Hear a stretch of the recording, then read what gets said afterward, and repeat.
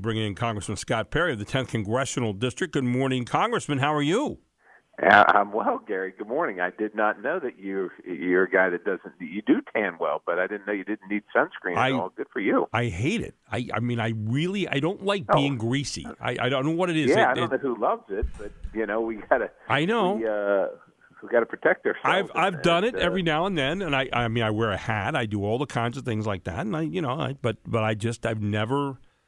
Since I was a kid, I've never had problems with skin cancer or anything like that. I guess I'm lucky, but I just don't. Yeah. I just don't like it. It's one of those things. We all have a fear. I don't know what that fear would be called when fear of sunscreen, but I just don't like it. So it's whatever. It's little things that you find out here just in a matter of you probably are going to go through your day to day, and you'll be there somewhere thinking about Congress. You go, I wonder why Gary doesn't like sunscreen. I'm sure that'll be high on your priority level. Anyway, good to have you in this morning. Hope you had a great 4th.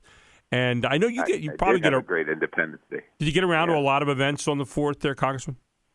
Yeah, got a few. Not some. It seems like some things are a little slower after the post-pandemic to get up to speed than others. Right. And it's usually a real busy time, but it's there are years that have been busier. So I think we're getting there, but you're always happy to celebrate the independence of the United States and talk about that and make sure it's real for people, why it's important, why we still celebrate it. So always gratified to do that, and that's part of what we love to do. I had a great time Saturday night. I got invited to the Country Club of Harrisburg. I've never been there.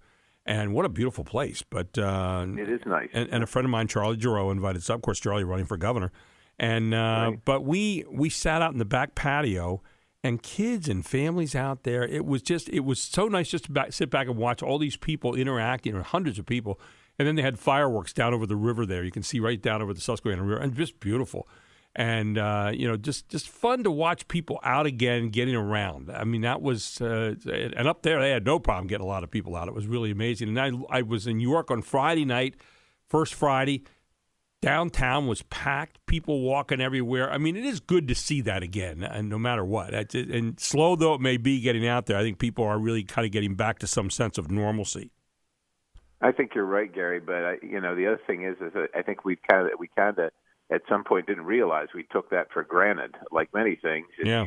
That's just the way it is, and you don't realize, just like the saying goes, what you've got until it's gone. And it is great to see, and it is the way we want to be. But also realize that with things that happen, that can be shattered in a moment. I remember after 9/11, when the airplanes all were grounded. And I was out playing golf one day, and I remember hearing an airplane. It was the first time I had heard it. I forget how long it took to get back up in the skies. But I remember standing there, not hearing airplanes for a number of days, and then hearing an airplane again. And I'm thinking, wow. Exactly what you said. It's like you take it for granted, and then all of a sudden it's not there, and you say, what happened? I mean, it gets so quiet. And that's kind of what happened this last year and a half. I mean, it was so quiet outside of the election and everything. But, I mean, it was really quiet.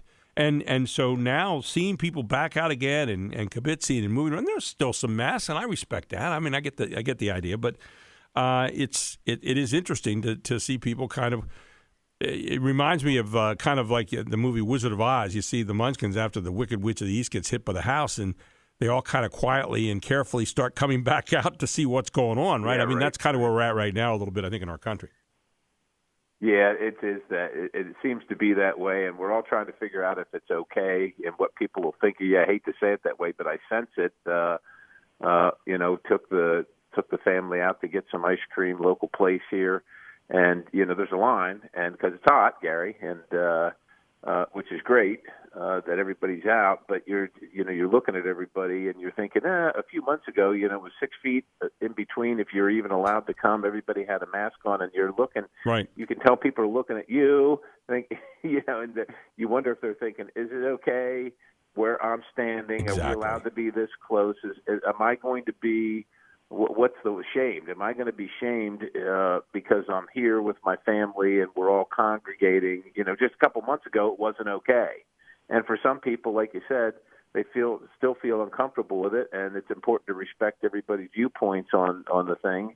But it's also important recognize we're Americans and we're adults, and in most cases, talking about this. These are decisions that we should be able to make with the information that we have, and that's, with vaccines available, you make your decision whether you want to socially distance, whether you want to go out, whether you want to wear a mask. That should be your decision, and it's okay either way. It should be okay either way, in my opinion. I was watching the other day, and I was noticing some people wearing masks and stuff, and I kind of catch myself saying, I wonder why they're still wearing a mask. And my wife said one of two things. Maybe they still have some, reservations. There are people that have, certain medical conditions they worry about. And then she said also, if they haven't been vaccinated, we're still supposed to be wearing masks. And right. The fact that people are doing that without having to be checked on. And I don't have any numbers to back that up, but it looks to me like a lot of people are being pretty responsible about this whole thing. What are the biggest things constituents? I know you get around a lot to various constituents, or people will come up to you wherever you are and give you some thoughts about what's happening. What's the biggest thing that people are saying to you now as we come out of COVID? What are the biggest concerns that people have? I kind of be interested in picking your brain this morning. Well, it's just a general kind of consensus that things are kind of messy, right? They all want an assessment of what's happening in Washington, D.C. Of course, they see what they see on TV, reading the papers, what have you, and they have a viewpoint. And of course, everybody always does. But it seems like at this particular time, whether it's spending, whether it's just some of the decisions that are being made internationally, people just feel like things are a mess, and they want acknowledgement of their viewpoint. Are things a mess?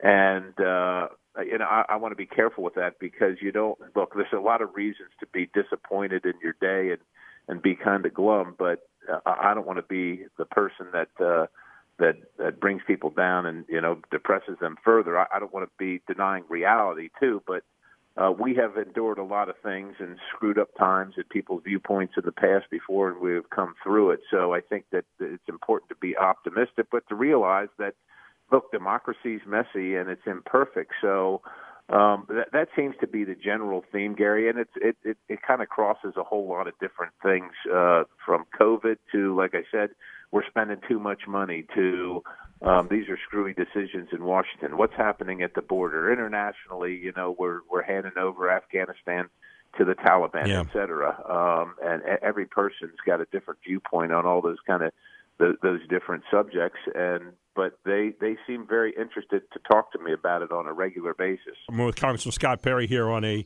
Tuesday morning. I was reading here where more unemployed Americans are now suing their states for ending weekly federal benefits worth $300 early.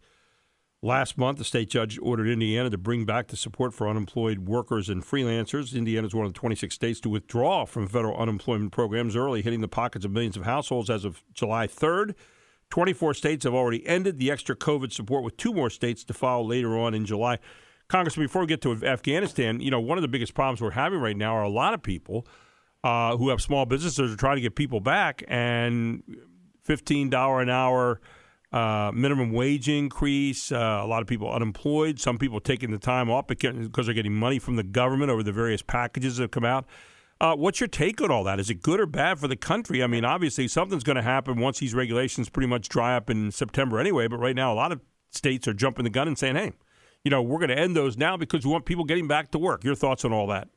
Yeah, I think that what you're seeing is they're feeling the pressure. The governments in the states are feeling the pressure of their constituency, that there's a lot of jobs out there that are going unfilled because folks are being incentivized to not take them as long as they can receive the benefits. And in a way, you can't blame the folks. I mean, it's in their financial best interest to receive, if you can get more money, regardless of whether it comes from the federal government or where you get it from. Like I said, everybody's trying to do the best they can for themselves, and that's how our system works. So it's hard to blame them for that. But at the same time, these businesses that want to reopen and want to fully staff, they cannot. No. They simply literally can't do it. And if you've been anywhere in the past couple of months, you know that. And so, look, it's going to be one of those things that we're going to have to just struggle through. We all want to be helpful, and we know that people have been horrifically impacted. But, Gary, I would also say, that I know businesses personally that have long relationships with folks that they're done. They have closed their Yep. doors forever, and they're not coming back because they just could not endure the circumstance without employees, and it's really tough to compete with the government in that regard if you're a business. And like I said, everybody wants to do the best for their employees, and we understand that some people have been financially harmed by COVID-19 as employees. But there are jobs available, and as a guy, Gary, you probably know this as well, probably endured this yourself. Sometimes you don't get the job that you want immediately. I know I did many times. I took a job that I didn't really love, but had to pay the bills, and then you work until you can work your way into the job that you really want, and that's kind of I think that's the American way for a lot of us. Well, that's a great point. I mean, you got it may not be missed right, but it's missed right now. That's what happens in the moment.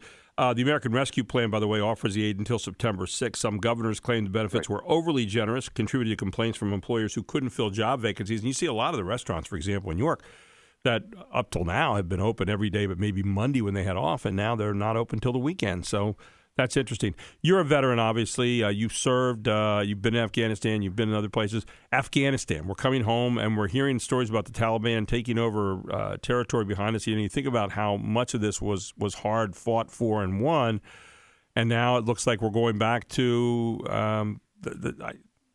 business as usual. What are your thoughts on that? Very controversial subject here in the country. Yeah, I think it's going to be a difficult reality for many Americans. We have spent untold treasure there, as you probably know, and of course you can't talk about it without discussing the lives lost. And 20 years of just being there, and we're seeing already, as we expected, as soon as we pull back a little bit, the Taliban just kind of immediately fills the vacuum, and it's going to be tough to watch. The hard-fought gains, life and treasure, just to be handed over. And I think people, rightly so, especially those who have lost loved ones, are going to say, well, what was the point of that? If we just ended up exactly where we started, why did we do all this? And can we really call this a success? I think it's going to be difficult for folks, the reality of this. I know I agree with us getting out of Afghanistan. Completely agree with that, but I think there's a way of doing it.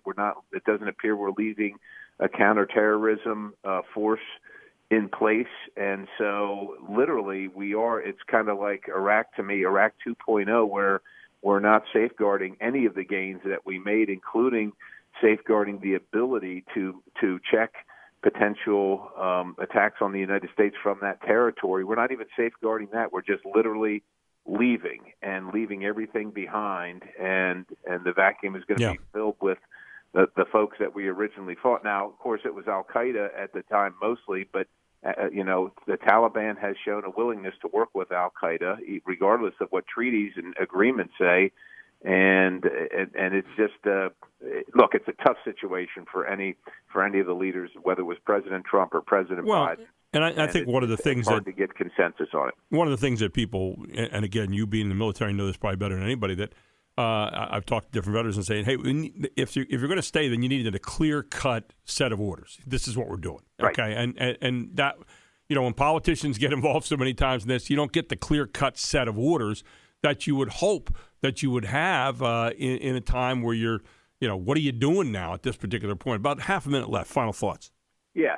Well, you're exactly right. In military, the people that execute the policy need to know what the point of the policy is, and so we should not be there fighting Afghanistan's war, but we should. I think we have earned the right to have a counterterrorism mission on location and to make those decisions as we have to safeguard our interest in the region and around the world and in our country as well.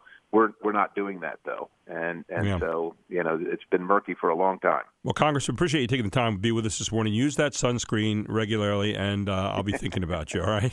Well, thank you very much, Gary. You too, as necessary. Just stay safe out there. I will. You too, and stay cool. Thanks so much, Congressman. Take care. We look forward to talking again soon. Congressman Scott Perry with us here on WSBA Morning News with Gary Sutton.